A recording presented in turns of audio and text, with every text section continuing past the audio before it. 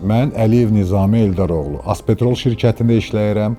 Bura gələnə qədər mənim bir müharibə yolum olub, inanmayacaqsınız, amma 50-liyim də olub.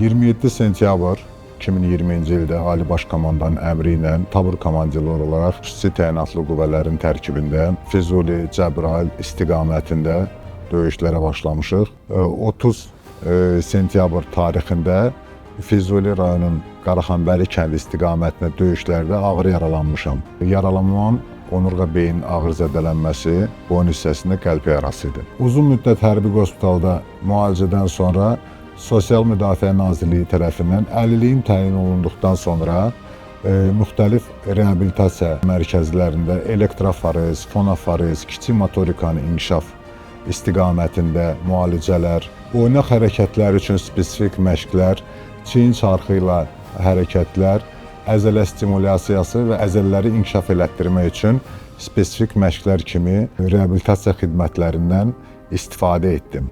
Mən reabilitasiya oldum.